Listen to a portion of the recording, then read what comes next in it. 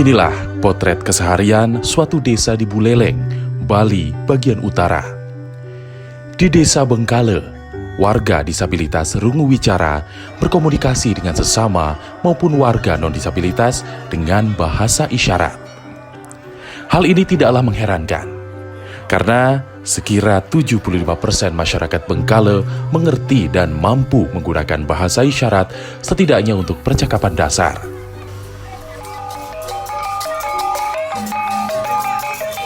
Tercatat ada 42 orang warga disabilitas rungu wicara dari 13 kepala keluarga di desa ini.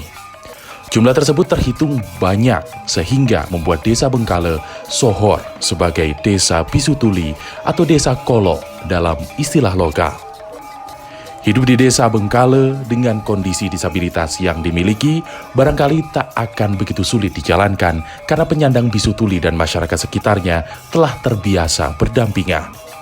Dari sisi pendidikan misalnya, tersedia sekolah dasar inklusif. Sisi sosial budaya, setiap warga, tak terkecuali para disabilitas, ikut sembahyang dan menjadi bagian dari upacara adat seperti biasanya.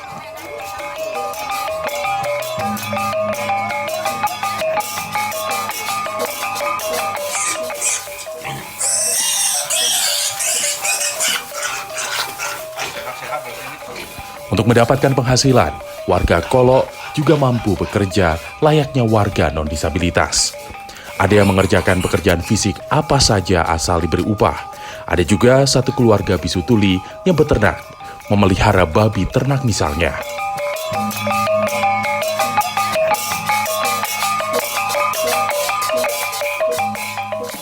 Pengalaman ini tentu akan berbeda di lingkungan masyarakat lainnya di Indonesia, mengingat tidak semua daerah familiar dengan warga disabilitas, apalagi belum semua daerah pula menerapkan kebijakan inklusif bagi penyandang disabilitas.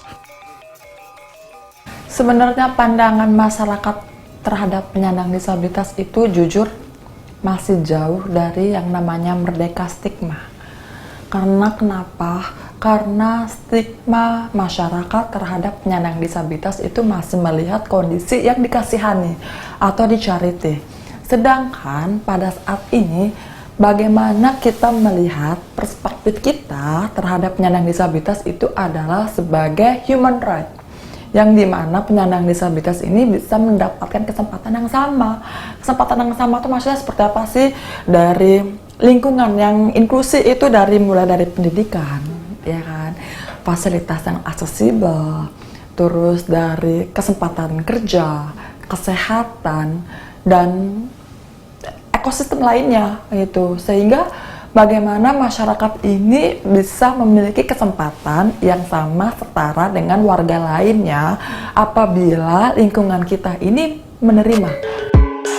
Ada 4 kelompok keterbatasan yang masuk ke dalam kategori disabilitas, yaitu sensorik, fisik, mental, dan atau intelektual. Data Badan Pusat Statistik BPS pada tahun 2022 menunjukkan hampir 23 juta jiwa atau 8,5% orang Indonesia merupakan penyandang disabilitas. Banyak aspek mesti dipenuhi untuk menjadikan Indonesia sebagai ekosistem inklusif. Di antaranya, lingkungan sosial yang ramah disabilitas, infrastruktur yang bisa diakses semua kelompok, serta kesempatan yang terbuka dan setara bagi siapa saja. Upaya mewujudkan berbagai aspek ini telah seringkali digaungkan oleh pemerintah.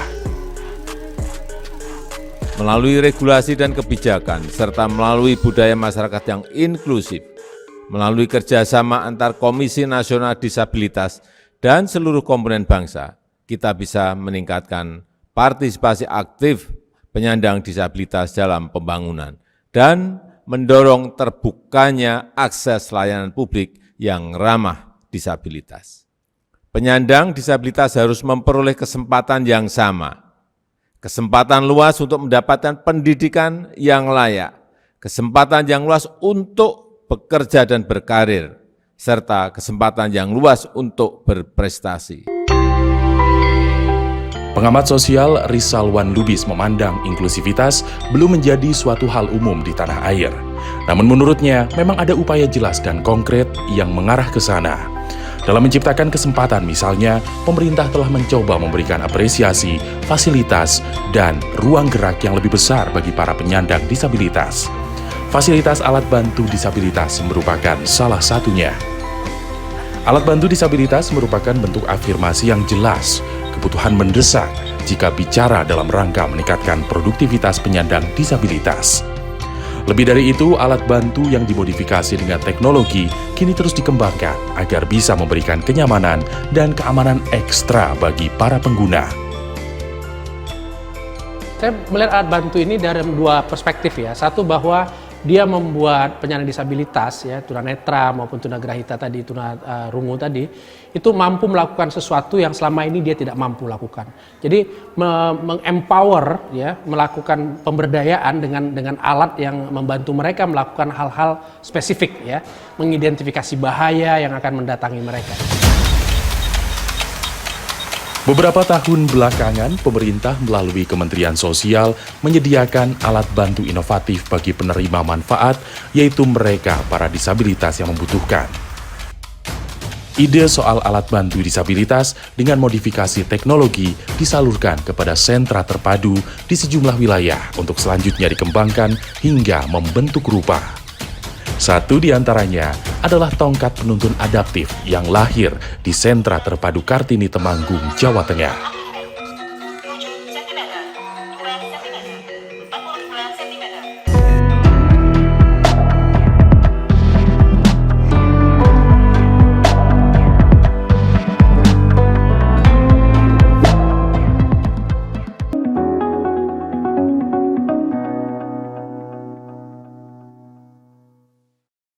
Asal dari mana? Kalau untuk asal, saya aslinya dari Gianyar, Pak.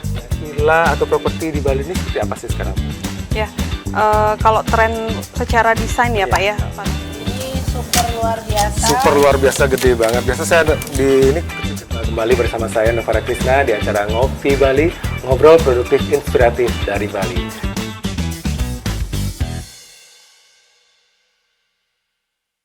Kami dari Program Studi Ilmu Komunikasi Universitas Slamet Riyadi Surakarta mengucapkan selamat mengudara Jawa Pos TV di Pulau Bali.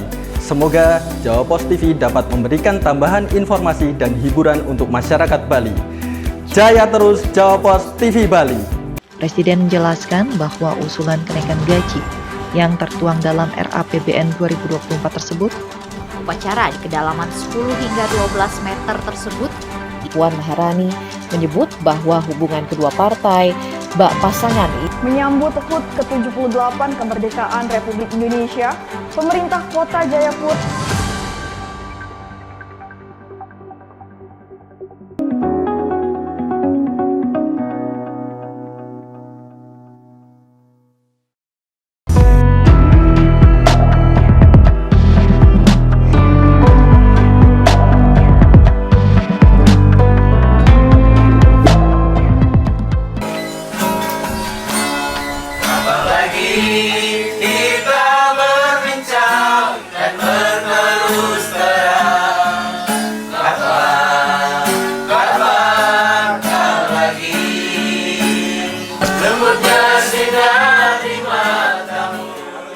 Dalam kurun waktu 3 tahun, sejak 2021 hingga saat ini, tercatat ada 1000-an disabilitas netra di tanah air yang telah menerima alat bantu berteknologi inovatif, tongkat penuntun adaptif atau yang biasa disebut TPA. Di antara mereka adalah para penghuni Yayasan Cornelia El Shaddai di Tabanan, Bali. Wajah-wajah ini mewakili antusiasme disabilitas netra dalam mengenali sebuah alat bantu baru dengan harapan alat ini bakal memudahkan mobilitas. Kehilangan penglihatan nyatanya membuat mereka bisa menggerakkan indera peraba dengan lincah untuk menelusuri tombol-tombol pada TPA untuk mengecek fungsinya.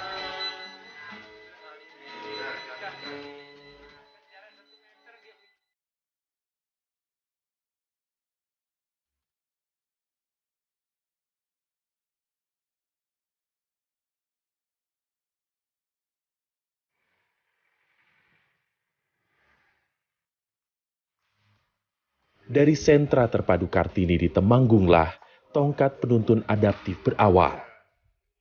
Menindaklanjuti arahan Menteri Sosial Tri Risma hari ini, sentra Kartini memulai dengan ide alat bantu yang lebih responsif terhadap kebutuhan disabilitas netra. Artinya, alat ini mesti menyesuaikan dengan kondisi keseharian yang lazim ditemui penyandang disabilitas, sekaligus memanfaatkan kemajuan teknologi. Pada dasarnya, TPA adalah white cane atau tongkat putih disabilitas netra yang dimodifikasi dengan sistem sensor untuk mengeluarkan tanda berupa bunyi dan getar. Inilah fitur dan alat sensor yang disematkan pada TPA, mulai dari bagian paling bawah. Baut kecil di bagian alas tongkat merupakan sensor air. Pengeras suara pada pegangan akan mengeluarkan bunyi begitu sensor ini terkena air. Kemudian ada lampu LED yang dipasang menghadap depan. Fungsinya sebagai tanda bagi orang-orang di sekitar pengguna. Ada juga tempelan spotlight yang warnanya menyala di tempat gelap. Naik lebih atas lagi, pada pegangan yang berlekuk-lekuk, menyesuaikan genggaman jari ini terdapat sensor panas dan api di belakang. Ada pula sensor bulat dua besar seperti mata di bagian depan yang merupakan sensor objek atau benda padat. Dilengkapi dengan panel surya, TPA memungkinkan untuk mengisi ulang daya dengan tenaga panas matahari. Sebagai opsi tambahan, selain pengisian daya dengan listrik melalui lubang Type-C. 3 tombol berjejer di bagian samping masing-masing untuk fungsi Bluetooth, lampu, dan getar, serta pilihan mode. Tidak sampai di situ, masih ada juga sensor asap dan gas beracun, tombol on-off, merek TPA yang disertai huruf Braille, serta lubang pengeras suara di ujung atas. 6 mode bisa dimanfaatkan oleh pengguna. Mode 1 untuk mengaktifkan bunyi, mode 2 untuk pilihan output berupa suara, yang ketiga peringatan api dan asap. Mode keempat untuk menyeberang jalan, ditandai dengan nyala lampu LED dan suara peringatan. Mode yang kelima untuk kedaruratan atau jika pengguna butuh perhatian dari orang-orang sekitar. Dan mode yang terakhir atau keenam, mode informasi penggunaan.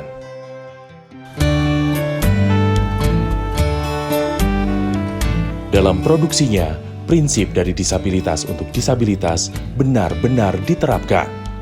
Pengerjaan komponen elektronik sensor diberikan kepada pihak ketiga bidang teknologi. Namun setelahnya, sentra Kartini sengaja menyerahkan proses perakitan kepada sejumlah disabilitas penerima manfaat layanan di sentra. Total ada sekitar 20 disabilitas penerima manfaat yang turut dipekerjakan. Mereka menerima upah untuk tiap tongkat yang dirakit dari nol sampai jadi. Kenapa sekarang teman-teman dilibatkan? Yang pertama, fungsinya adalah yang akan menggunakan itu teman-teman sendiri. Jadi teman-teman harus tahu barangnya seperti apa, kekurangan seperti apa, dan kelebihan seperti apa. Yang kedua, bahwa ini adalah sebagai pemberdayaan bagi mereka. Untuk komponen, kita bekerja sama dengan IT. Tapi komponen IT itu kita, maunya itu kita. Didampingi pegawai sentra, para perakit TPA biasanya bekerja dalam kelompok sesuai alur pengerjaan. Mulai dari memasang kabel, memilin kabel, melubangi tongkat,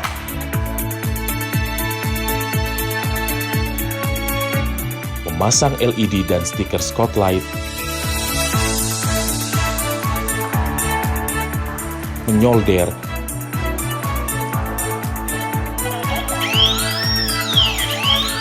dan mengetes komponen elektronik sederhana. Kerja dengan teman-teman disabilitas itu menyenangkan. Awalnya saya berpikir ini bakalan sulit ya, karena pengetahuan yang berbeda dari mereka masing-masing kan. Saya tidak pernah memandang disabilitasnya dari pengetahuan-pengetahuan mereka terkait basis elektronik gitu kan. Ternyata begitu kerja dengan mereka, mereka termasuk kategori anak-anak yang cepat belajar gitu. Dan itu saya pikir sama antara disabilitas dan non-disabilitas itu sama.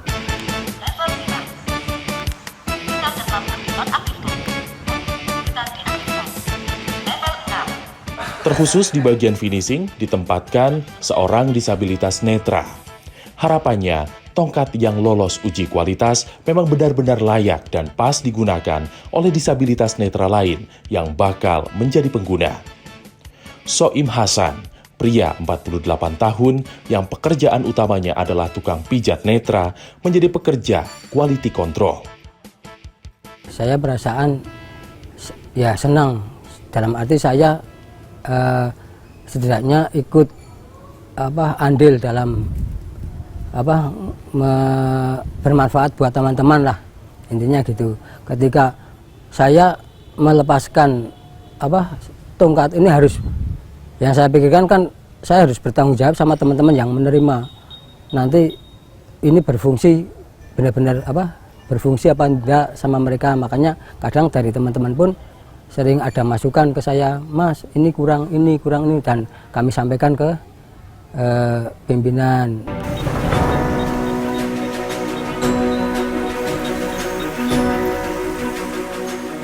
Fungsi dan kenyamanan mutlak jadi kebutuhan dalam penggunaan TPA. Setidaknya hal ini berlaku bagi Sri Mulyani, seorang pemijat netra. Ia menggunakan TPA untuk berjalan lebih nyaman di jalanan Kota Temanggung menuju rumah-rumah pengguna jasa pijatnya. Manfaatnya alhamdulillah ini tongkat ini sangat membantu, Mbak. Kalau jalan misalkan ada halangan apa di depan gitu, ini tongkat bisa bunyi, Mbak, sebelum kita nabrak yang di depan, misal ada tembok, ada motor di pinggir jalan. Ini loh kayak di tengah-tengah jalan gitu loh, mengganggu kita jalan.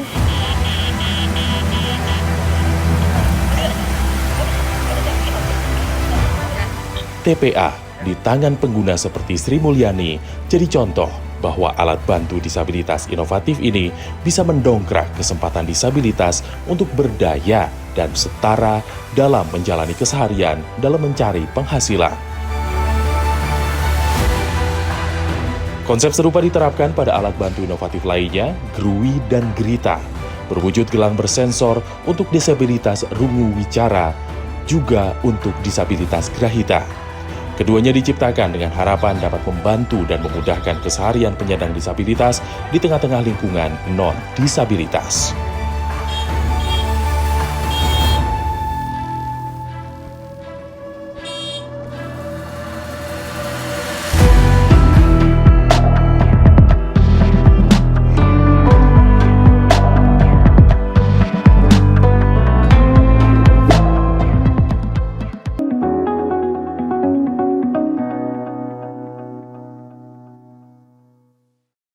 Asal dari mana ya? Kalau untuk asal, saya aslinya dari Gianyar, Pak. Villa atau properti di Bali ini seperti apa sih sekarang? Ya, kalau tren secara desain ya, Pak ya. Ini super luar biasa. Super luar biasa, gede banget. Biasa saya ini kembali bersama saya Novara Krisna di acara Ngopi Bali, ngobrol produktif inspiratif dari Bali.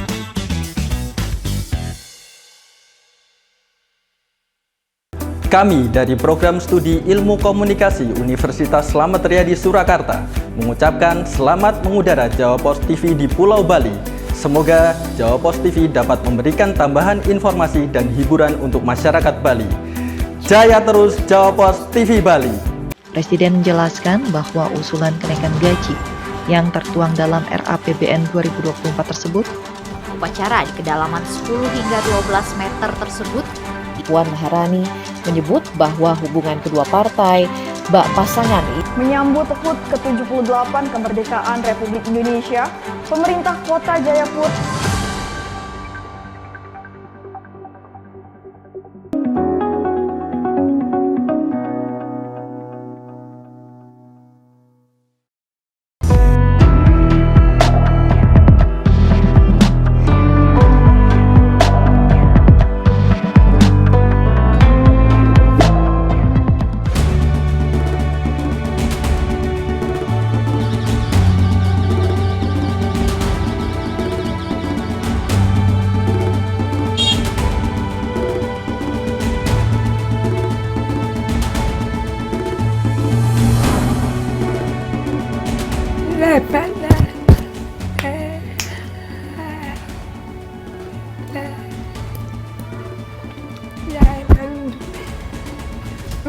bapaknya batu apa.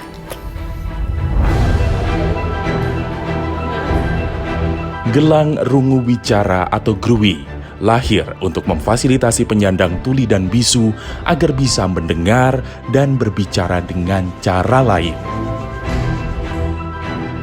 Adalah sentra terpadu Inten Suweno di Cibinong, Bogor, Jawa Barat yang mengembangkan ide alat bantu inovatif ini.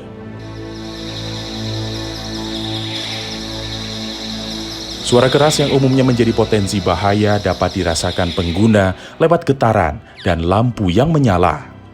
Gruwi juga disiapkan sebagai sistem peringatan dini supaya pengguna bisa memberitahu lingkungan sekitar bahwa ada kondisi darurat. Bahkan dengan bentuk yang dibuat mirip seperti jam tangan pintar, gruwi jadi benda modis untuk digunakan dalam keseharian. Fiturnya terbilang cukup sederhana. Ada tombol power, lampu indikator, pengeras suara, lubang pengisi daya Type-C, dan daya mengambil porsi tampilan besar yakni panel surya sebagai pengisi daya alternatif. Gruwi bekerja dengan prinsip dual fungsi. Pertama, suara terkategori lebih dari 70 desibel ditangkap sebagai sinyal oleh sensor pada gelang untuk diubah menjadi luaran berupa getaran dan nyala lampu LED. Dengan begitu, gruwi membantu pengguna bisa merespons kondisi sekitar. Kedua, alarm nyaring akan berbunyi saat tombol panic button ditekan, membantu pengguna mendapat perhatian dari orang sekitar dan pertolongan kalau dibutuhkan. Tentu saja alarm itu bukan suara yang setiap saat muncul. Dan orang sudah banyak yang tahu bahwa suara berupa alarm itu berarti menunjukkan adanya suatu kejadian yang extraordinary lah, yang luar biasa. Artinya secara dasar orang sudah tahu bahwa kalau ada alarm, berarti ada sesuatu yang sedang terjadi. Tetapi di samping itu, meskipun orang kebanyakan sudah sadar, sudah aware, kita juga memberikan edukasi terutama bagi lingkungan terdekat pengguna dari gruwi ini. Bahwa jika alarm yang berasal dari gruwi ini berbunyi, maka sedang ada sesuatu yang terjadi yang dialami oleh penyandang disabilitas rungu wicara ini. Prinsip dari disabilitas untuk disabilitas juga diterapkan dalam proses produksi gruwi. Komponen-komponen kecil dirakit setahap demi setahap oleh para penyandang disabilitas yang merupakan penerima manfaat di sentra terpadu Inten Suweno.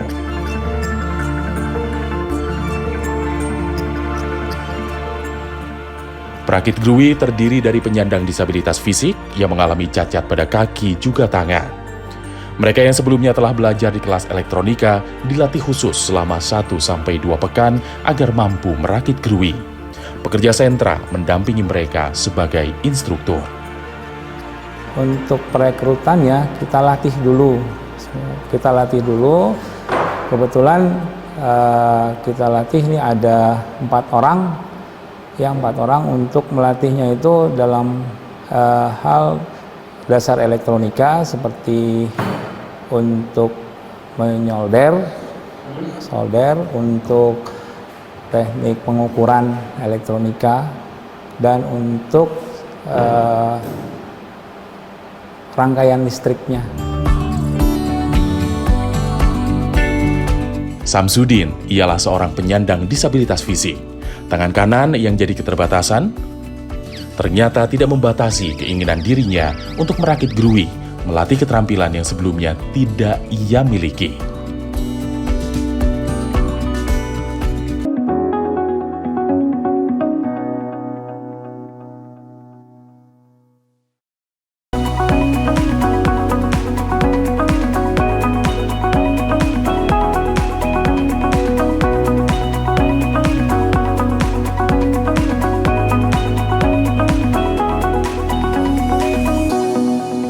Saat ini tim sedang melakukan persiapan awal untuk melakukan pencarian badak.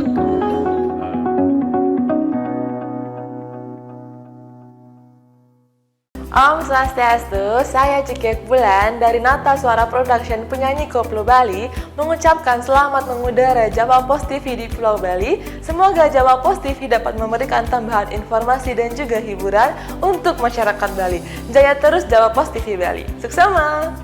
Asal dari mana ya? Kalau untuk asal, saya aslinya dari Gianyar, Pak. Villa atau properti di Bali ini seperti apa sih sekarang?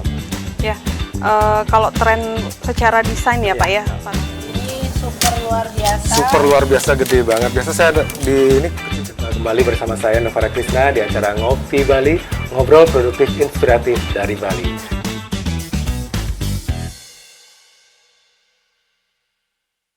Kami dari Program Studi Ilmu Komunikasi Universitas Slamet Riyadi Surakarta mengucapkan selamat mengudara Jawa Pos TV di Pulau Bali.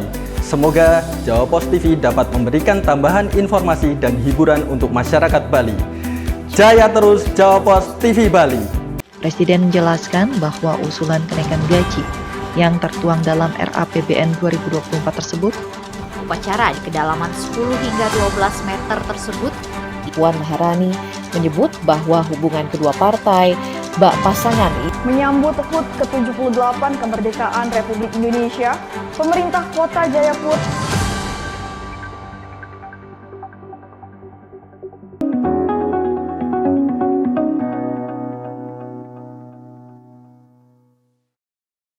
saya melakukan solaser, masang tali dan sama ngelem, dan begitu beres saya dicas sampai penuh, udah gitu saya packing sampai rapi. Ya, saya sebelum merakit grui saya di rumah aja, nggak ada kegiatan apa-apa, pengangguran.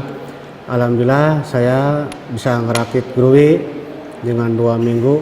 Alhamdulillah saya ada pemasukan. Model gelang bagi penyandang disabilitas ini adalah alat bantu baru. Dan sebagaimana layaknya inovasi, akan ada banyak pembaruan dan peningkatan fitur di masa mendatang. Usai Grui diluncurkan, pemerintah melalui Kementerian Sosial juga meluncurkan alat bantu serupa, yakni gelang disabilitas Grahita atau Grita. Idenya serupa dengan Grui, menjadi semacam sistem peringatan diri bagi orang-orang di lingkungan pengguna. Ketika denyut nadi penyandang disabilitas berubah, secara otomatis sensor mendeteksi ketidakberesan pada tubuh pengguna, bisa karena cemas atau takut misalnya. Kedepan, dengan kebutuhan yang semakin meningkat dan teknologi yang semakin tinggi, tongkat penuntun adaptif maupun Grui dan Grita dipastikan bakal mendapat banyak penyesuaian. Dan sudah sepantasnya penyandang disabilitas di Indonesia menggunakan alat bantu terkini yang mereka perlukan agar mampu hidup sesuai dengan lingkungan yang juga terus berkembang.